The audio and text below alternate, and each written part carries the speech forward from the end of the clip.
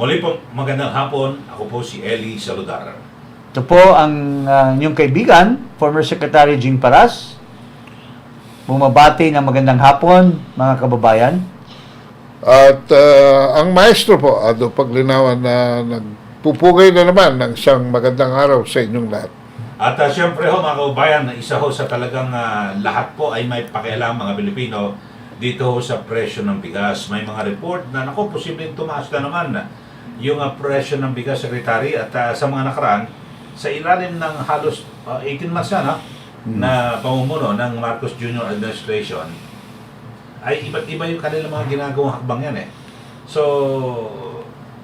marami mga ginawa. Pero kung tutusin, talagang ito dapat pagtuunan ng pansin ng Pangulo dahil sa isa po yan sa naging pangako niya na gagawin 20 pesos kada kilo ang presyo ng bigas. At this is very alarming, considering the price right now, which is already between 60 to 70 pesos. At may nagbabala pa, natataas pa ito. Paano pa? Paano pa ang mga ating mga kababayan? Paano pa nila lulusutan ang buhay? Na makakain 3 beses sa isang araw. Okay. Ito, basahin natin itong news item na ito. Grupo nagbababalang posibleng tumaas ang presyo ng bigas. Nagbababala ngayong Huwebes ang isang agricultural group na posibleng tumaas ang presyo ng bigas sa pamilihan dahil sa mataas na presyohan nito sa international market. Ayon sa Samahang Industriya ng Agrikultura, SINAG, maaaring tumaas pa ng 2 piso kada kilo ang bentahan ng bigas.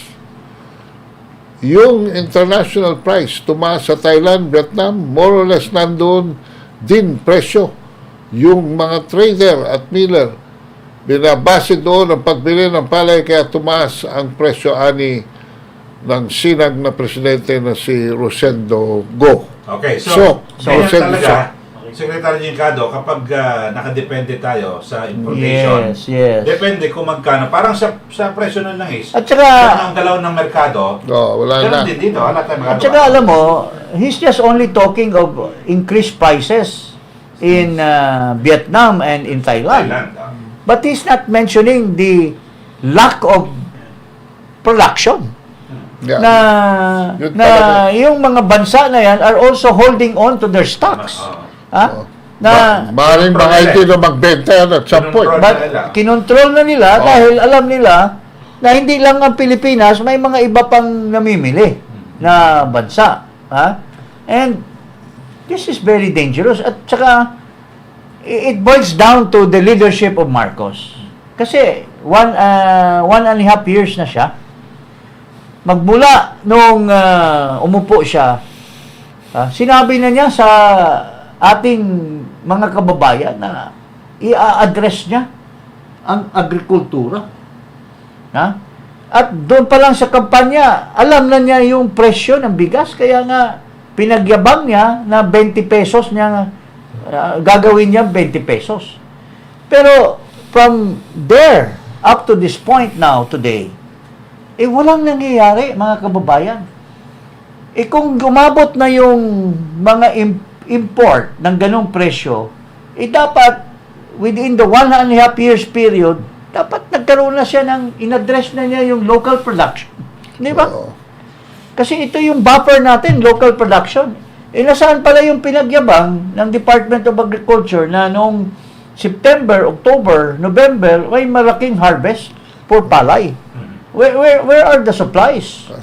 Sana punta. Dapat ipaliwanag yan itong bagong itong fisherman na Chu. Ipaliwanag mo yan. Francisco Chu. Laurel. Ang farm gate ngayon is between 23 to 25. Ang SRP ngayon is between 41 to 45. Pero sa market, umaabot na ng 65 ang selling price. Parang there's something wrong with that.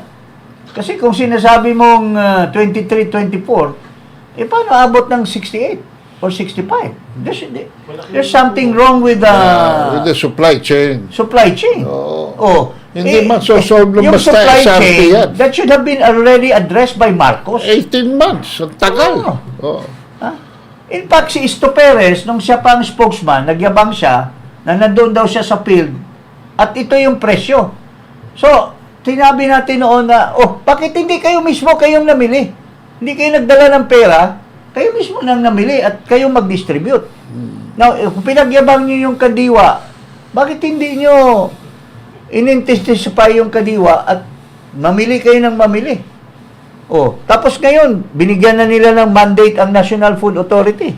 Pero what is the thing about that? And the only intervention na ginawa dyan ng Pangulo was provide ayuda not to the farmers, but to the trader, to the retailers. Retailers. And that was very awkward. Because of the wrong concept that by curtailing the price through the price cap, it will only be, the one that will be suffering will be the nagbibenta sa palengke, kaya binibigyan ng 15,000 yata. Yung parang ayuda. But what was But obvious was, that's barking on the wrong tree.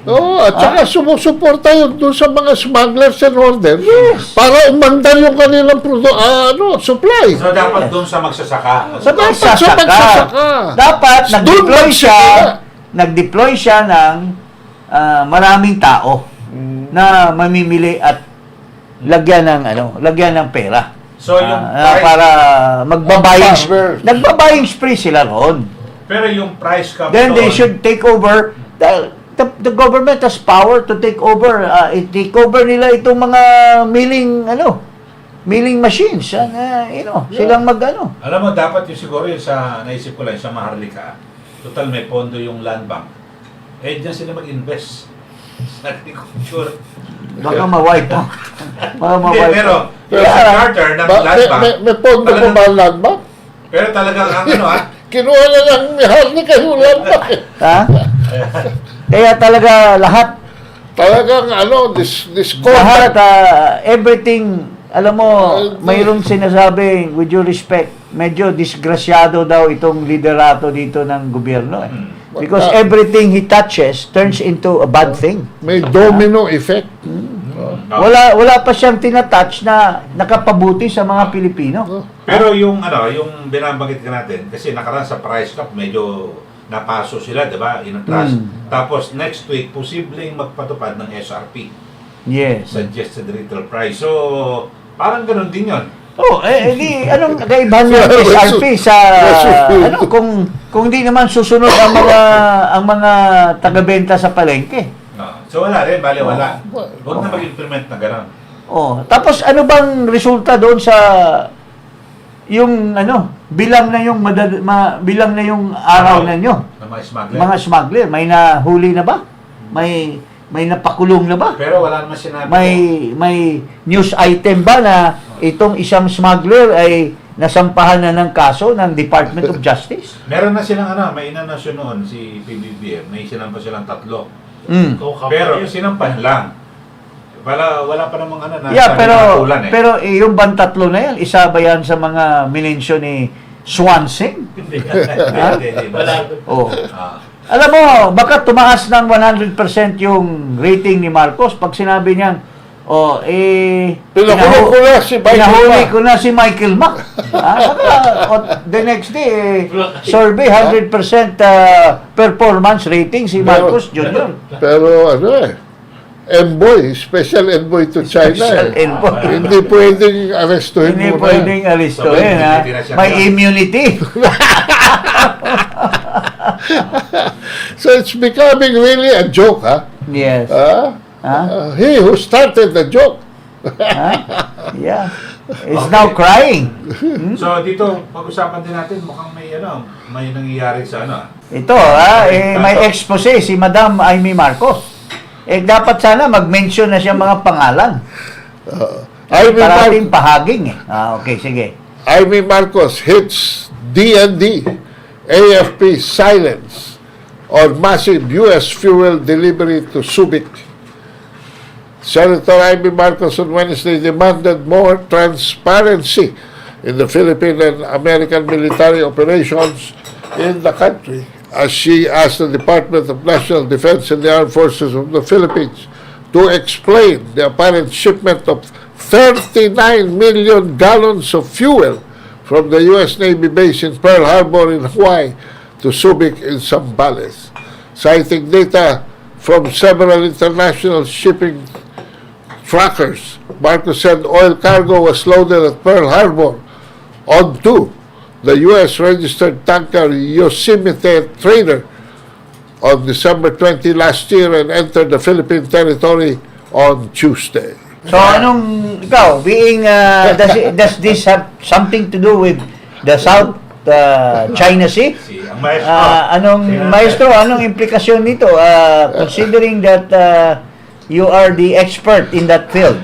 Well, unang-una, nagpasok sila na daan-daan ng mga land transport equipment. Ha? Aanhin ito mga land transport equipment na ito sa South China Sea.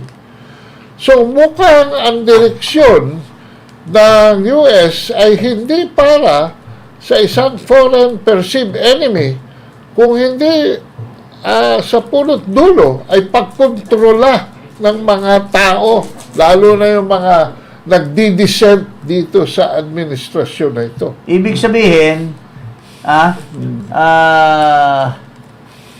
puprotektahan Oo. ang administrasyon Yes. from any people power or any From any destabilization. destabilization. Kasi ang In other words, wala nang kakayahan ang armed forces ng Pilipinas, kundi Amerikano na ang magpoproteksyon ngayon dito sa administrasyon ni Marcos Jr. nung una, ang ating suspetsya sa continuance of power nito si Presidente Marcos ay sa kanyang pag-iingat ng tagong yaman ng kanyang ama ay na-blackmail siya into becoming to pivoting towards the Americans, no? From the old position of our international policy, foreign policy, na balance, no? Balance lang ang ating Well, alam mo, independent. Oo. No? Ngayon ay iba na yung lumalabas.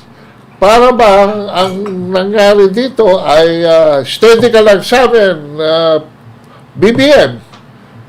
Come what may, we will protect you and prevent a regime change against you. Parang gano'n. yes, parang ganon. And ito, na walang kinalaman sa South China Sea, kundi yung mga deployment na yan, yung mga truck na yan, will go to the EDCA basis. I'm sure. Oh. To augment the capabilities of this EDCA basis. At saka more than 100 Humvees, Humvees. Baka gamitin sa mga sa military exercises. Exercises Oh, or... pwede rin gamitin against demonstrations. Yeah, but ang sinasabi ni Ginang Aimee, it's not transparent. In other words, walang transparency, parang it's a secret mission. Yes. Ika nga. Because Subic is not an EDCA base. Ha? So, dapat may kung transparency yung ka. pagdadaldal niya palate, dapat i-translate niya into reality. Why don't she file a resolution in the Senate and conduct an investigation? Oo. Ha? Oo. Siya nakakadiscover, di siya din ang siya din ang papa-implement ng kanyang ideas, di ba? Kasi siya rin may na-discover rin siya sana yung sa People's Initiative, sa Chacha. Yung meron siyang binabanggit na Hindi binibenta ang ating konstitusyon. Oo, tapos may mga aligasyon, base rin kay Senator Amy, na yung pondo mula sa DOLE, yung tupad, sa DSWD, Oo. at yung sa DOH. Di umano ay gagamitin din yon sa pamamagitan ng ayuda. Maliban sa aligasyon na tag 100 peso per voter, bawat bayan para ma-encourage ay bibigyan daw ng itong mga facilities na ito. But this is this is neither here or there unless they come out in the open. Ito, basahin natin itong una muna, ano ba talagang implikasyon nitong People's Initiative, and ito ngayon ang object ng mga expose ng mga certain politicians. Basahin natin yan. Merong isang opinion na lumalabas din in addition to that. Ng kay Aimee. Na kung saan gagamitin yung fuel. Okay. At ang pangalawa ay baka daw doon sa tinatawag na paradigm shift ni PBBM tungkol at papunta sa joint patrols. Ito ngayon yung patungkol naman sa South China Sea. Yung maritime patrol. So, in other words, mayroon talagang So double-edged sword yan. mayroon talagang relasyon. Yung Oo. pagparating ng fuel doon sa action nila sa South China Sea. Yun nga yun, yung joint maritime Yeah, patrol oo. na ginagawa. Lalagyan nila ng fuel, yung mga boats. Kasi mauubos sa exercises eh. Tama. Ha? Ngayon, binatikos na natin yan nung last episode na sinasabi natin na these foreign vessels have no business here because they're violating the principle of innocent passage. Because innocent passage does not only pertain to involve the military. EEZ, but inside our territorial waters kasama. So, kung hindi rin lang direct passage, paano magiging innocent? Di ba? Lalo na yan na gagamit sila ng Navy and military assets of another country at magre-refuel pa yan sa Subic. Yun ang buong storya. Yeah. So, Well, yeah. Okay. okay. Balikan natin. Dito tayo sa People's Initiative. For Chacha, may binabanggit tayo kanina na si Senator Amy Marcos ay may binunyag din, di umano, na yung pondo mula sa DOH, sa DOLE at sa DSWD ay ginagamit sa pamamagitan ng palilitawin na ayuda para pumirma ang isang tao dito po na may kinalaman sa pagsusulong ng charter change. So, Secretary Jing, siguro dito muna tayo sa isyong ito. Ano ba ito? Kasi may mga allegation. Well, unang-una, there were already various resolutions towards the end of the Duterte administration to go for charter change. And this was through the process of Constituent Assembly. In fact, I was then with the PLLO at the time. Speaker Romualdez, I was in his office. Nung pinatawag sila sa Malacanang ng panahon ni Duterte. At Majority leader siya na. and there was parang instruction. At pati si Soto, alam ni Soto na magkakaroon ng nagkaroon ng charter change. So, nagpass ang Congress ng resolution, panahon pa ni Lord Alan Velasco as the Speaker. At ito na nga, naipasa. Pero, hindi rin gumalaw ang Senado. So, siguro for so many administration, it would seem na nagiging frustrated ang House of Representatives. Yeah. Because this idea of the administration to charter change, ang nag-i-initiate parati is the House, pero pagdating sa Senate, the Senate will not cooperate. So, thinking ko dito, siguro tingnan muna natin, kasi yung version naman nila ngayon. yung direction na yon. Kasi perspective naman nila. Oh, Yes, sige. ito. Charter change through People's Initiative.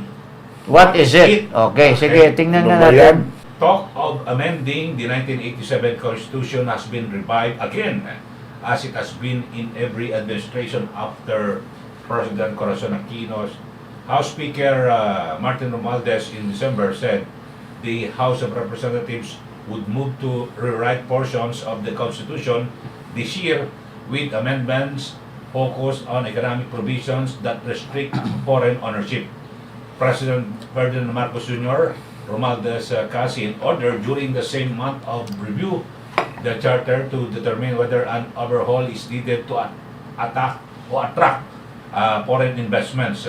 So some House lawmakers this week raised concerns on supposed nationwide charter change campaigns in which mayors were allegedly asked to give 100 pesos to every constituent who would sign a petition to tweak a constitutional provision that directs the chambers of Congress to vote separately when modifying the Constitution. So, Albay Representative Edsel Lagman said in a statement that the mayors had been informed that a people's initiative would be used in amending the Constitution. He alleged that the local chief executives were given mobilization funds and the forms to be signed by at least 3% of the registered voters of the legislative district to which their municipalities belong. So Okay. dito, yung nila naman secretary siguro pa-explain yung ano ngayon, parang pinaka-mission yun ng People's Initiative na Okay. parang yung Alam mo parang kasi, ano, People's Initiative, in contrast with the Constitutional Convention and Constituent Assembly, iisa lang yan eh. Kaya nga People's Initiative, iisang provision lang yung ano mo eh. Ang Isa lang pwedeng aprobahan ng pwede mong parlamento. palitan na isusubmit mo sa taong bayan. Ha? So director na malinaw So, na isang ano lang. Isang ano lang. So, dito sa Okay, sinasabi nila dyan sa news report na ang gusto nilang i-amend sa Constitution ay yung provision that is pertaining to the change in the Constitution through Constituent Assembly. Nakalagay kasi doon sa Constituent Assembly that to convene a Constituent Assembly and to amend the provisions of the Constitution, the approval should be voting separately. Separately. So nagiging frustration yan kasi every time the House initiates, kung di nagpa-participate ang Senate, so hindi makakapag-convene at saka kung may gagawin sila dito, iba namang gagawin Hiwalay ang dito, tauhan eh. hiwalay. In fact, there was even an absurd proposal then that the proseso or the processes of amending the Constitution through Constituent Assembly is through like passing a bill. In other words, ibang version dito, ibang version doon. Tapos mag-bycam sila. Tama. Which is no longer within the purview of what the Constituent Assembly mandates. So ngayon, siguro naisip who has this bright idea, pero medyo cumbersome ito, is para magkaroon ng breakthrough is alisin mo na nila yung ano ng Senado. Yung karapatan nila na hiwalay na bumoto. Hiwalay na bumoto. So, since the People's Initiative only allows one provision na pwede, hindi yung kagaya Hindi ng lahat wala. ng Constituent Assembly na pwedeng sa floor pwedeng Pag binuksan na, pwede Oo, na, pwedeng sagutin. mag-amend. Ayun. Sa Constitutional Convention naman, pwedeng mga proposal. Ito, isa lang, isasabit po sa taong bayan. So, talaga, pininpoint nila na ito yung pwedeng i-amend through People's Initiative. Pero kung parang masalimuot in the sense na, kung yung pinagsasabi mo na ang purpose is to amend the Constitution to suit the economic landscape by changing the economic provision, Single issue. anong relation ngayon dito sa People's Initiative? Wala yun. So, ang thinking ko, this is my personal view on the matter, is gusto mo na nilang i-amend through People's Initiative na alisin yung Yung voting separately. Yung proseso. Yung termino na ginagamit dyan. Yung proseso on how to proceed through Constituent Assembly. Secretary, gusto Oh. nilang ligwakin. Ligwakin ang Senado. In that sense. So, pagka naipasa yan, presuming na mailusot nila yan. Oh, 24 sila. And presuming din na the Supreme Court will uphold in favor of this. Kasi I'm sure, ang daming naman, tulad nung kay Lambino noon na People's Initiative, ang daming nag-file ng opposition Wala. sa Hindi Supreme Court, and the Supreme Court turned it down. The point of inquiry, Oh. naka-state ba sa Constitution voting separately? Yes. Yes, nakalagay. Nakalagay. Kaya Sa yun ang gusto Constituent nila. Assembly. Kaya yun ang So gusto this time, Actually, hindi. hindi. Hindi pero mayroon kasing provision na may mga provision by analogy, ito din, voting separately din ito. May president. That is why pwedeng i-force, kaya nga hindi malusot-lusot yan because they always say that it will go to the Supreme Court. Ha? In fact, there was even a time, I don't know, panahon yata ni Boy Nograles, that they want to force it through. By di just ba? a mere Correct. House of Representatives Correct. changing the Constitution.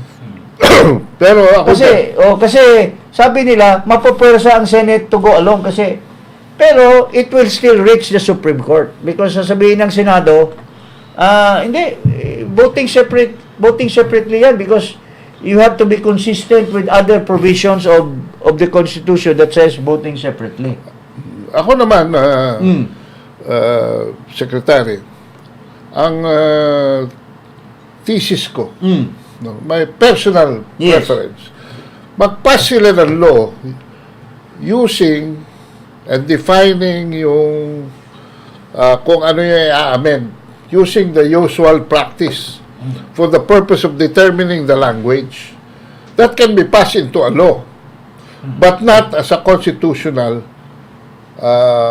Ginawa na amendment. Sa Ginawa na yan. ni Speaker Belmonte, ginawa na yan. At ginawa na rin yan, there was already a proposal. Tama ka. Oh. Actually, mas klaro pa nga ito Mas maganda yun. Yung proposal ng mga senador, I remember, na, okay, ikaw gusto mong i-amend ito, Oh. si House. Oh. O di gumawa kayo ng parang, hindi naman batas, pero parang Version nyo. version nyo ng Oh. resolution na ito yung nyo, i-approve nyo. Ito namang Senado, gumawa din sila ng sarili nila. Kaya nga, pupunta kayo, it's just like passing a law, kayo sa BICAM, at Pagtutugmain niya yung tutugmain ninyo. Para sa lingwahe mo.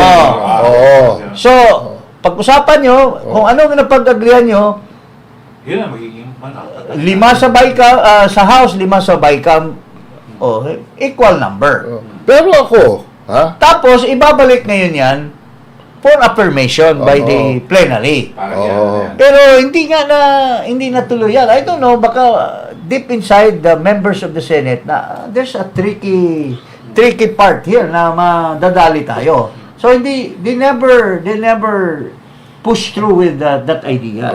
Pero ako, just as the Senate reserves unto it the ratification of treaties, para sa akin, pagdating sa amendment of the Constitution, that should be the prerogative of a vote of the House of Representatives kasi sila direct representatives of the people.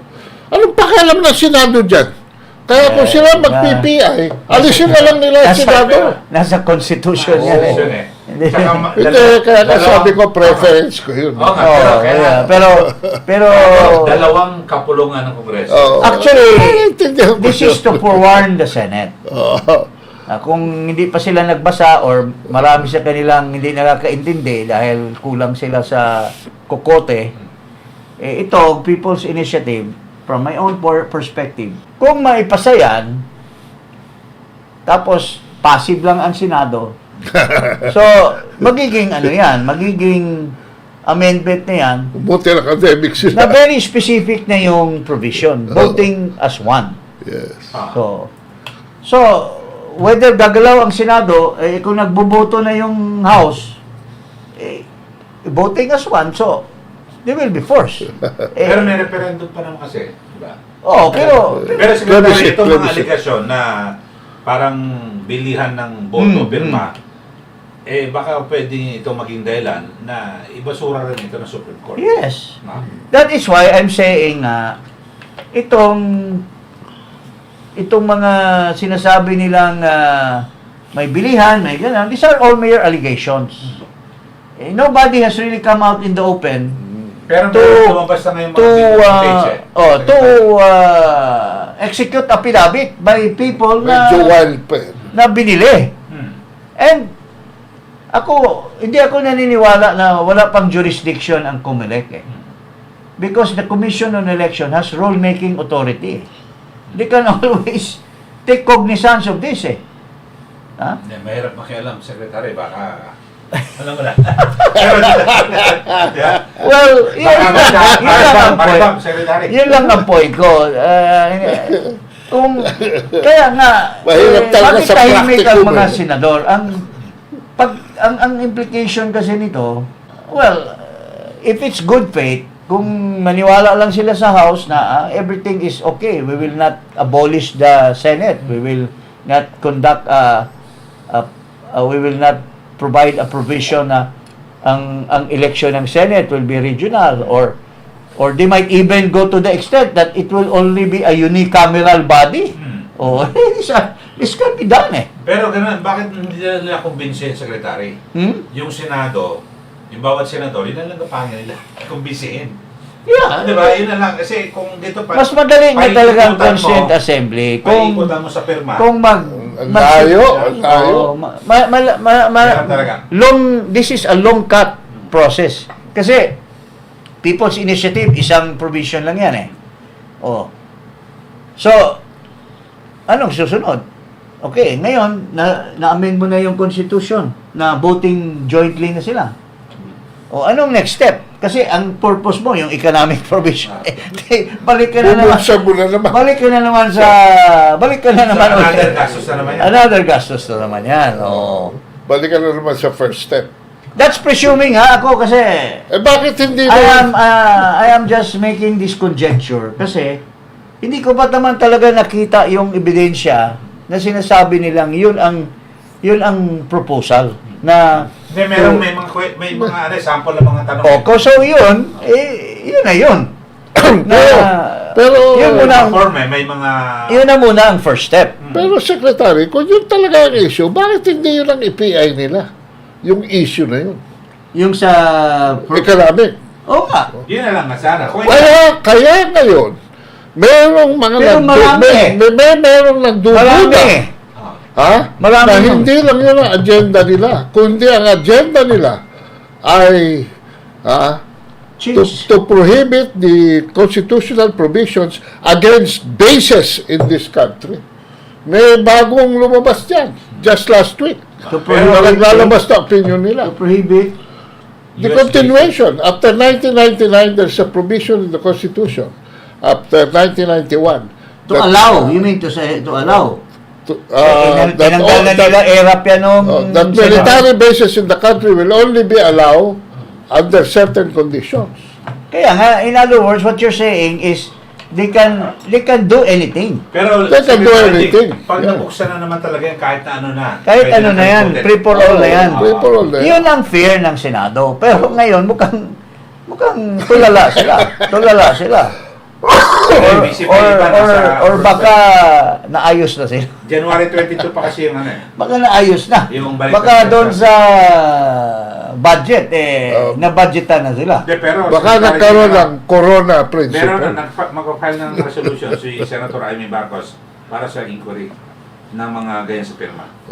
Okay. So, baka doon na magano kasi parang masyadong maaga kung dadaktakan. Pero do you ng mga really senador. think mayroong magti-testify nan considering well, si Lagban siguro alam mo with due respect ito si Lagban Yung paring pet paring sala sa init ito, sala sa lamig.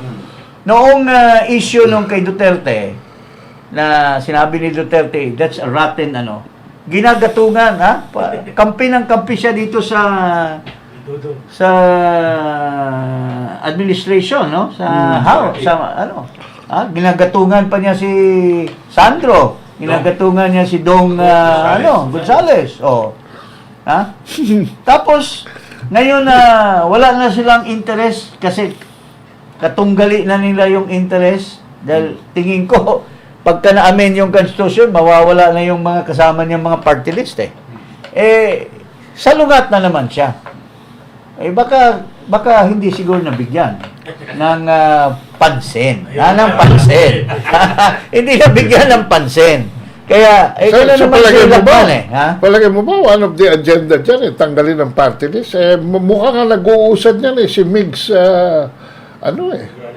Nograles sa Davao. Hindi, ano lang naman, foot soldier lang naman. Pero- Nograles. Pero kanya-kanyang lugar. Bawat congressional district, hindi umano, yung mga bawat congressman, binigyan ng budget para umusad. Pero yung mga sabi-sabi lang yan. Siguro abangan natin, Secretary Jim, kung Yes. But yung mga ang pangyayari. masasabi ko lang, all these accusations, with due respect to those who are being accused of vote buying or wala yan muna. Until Proven I challenge those who are noisy to secure affidavit of witnesses Yes. na binayaran kami or yung yung video footage, di ba pwede yun nagbigay ng if they can prove that. Sworn nila. They can prove, yeah. Swear nila. So that if that will be sworn into kasi pinapipirma, may form na gano'n, andun lahat tapos kaya nga kung ang Video COMELEC lang, video. ay nagugas ng kamay muna in the meantime tama yun kung makialam ang Senado they should baka hindi hugas nagganon Nagsasahod ng ano? nagsasahod ng tubig Para magugas. tubig sa langit Oo. ha. Iba na naging yung PI naging PJ. Pero ako naman, bilang personal ko lang, talagang sa tingin ko, dapat na magkaroon ng pag-aamyenda. Dahil sa may mga Yes. economic provisions, yung sa 100% lang na, kasi 60-40 nga, di ba, yung sa pag-ari ko. Marami talaga, marami. Pero, maganda lang yun kaya lang yung pamamaraan, mukhang hindi maayos. Yung pamamaraan na ginagawa ngayon, na parang yung mga tao, mga kababayan natin na taghirap, pinapaikutan ng pera. Parang pangit naman, di ba? Well, alam mo, if it's proven na mayroong vote buying talaga, any election for that matter, Kaya mamabaliwala. invalid yan, illegal yan. Because, sarili mong kusayang, na sumama ka diyan to have that amendment. Pero, Dapat voluntaryo, if it's not walang kapalit. your own will, it's the will of ano ba yan? Sino ba yung Aquino na nandyan sa Tatlong tao. 1,000? Ah. Kasi may bago ako nakitang Hindi, 1,000 yung 1,000. Haribon. Mayroong mayroong asawa, mayroong husband, mayroong wife, at mayroong cousin. Bago na yun. Nawala yung May haribon. nakita Nawala yung haribon. May nakita akong sample na bagong Bigyan mo si Kado. Subukan natin. Pero palagi ko malawak pa ito. Marami pa pupunta. Marami pa yan. Tapos ngayon, may mga lumabas na mga ads sa television, Uy. prime time. Yun nga, na may kinalaman dun sa PI. sa Pagtutulak. PI. Oh. At marami naman tanong, sino ang pupondo? Saan baka, siyempre, sino ba? Sa pribadong sektor ba yan o pondo ng bayan? Siyempre, may mga question na yan. Well, kung patunayan ni Aimee na puro naman siya daldal lang kasi, dapat talagang tumbukan niya. Kung daldal siya ng daldal, pero hanggang daldal lang, para maniwala tayo talaga na tunay siyang para sa taong bayan, ipakita niya doon sa Senado. Lubusin na. Lubusin na. Todo na. Todo na. Kung pahaging yan It's siya ng coming pahaging, to a head diba? anyway. Yeah. Head on dapat. Oh. Pero alam mo, Eli, Pag yan lumabas sa billboard at sige Bocho Doro ang lumabas dyan, alam ko kung sino nagpopondo dyan. Okay. Kaya susunod po na episode, maraming salamat. Maraming salamat. Okay, magandang hapon po. Bye-bye.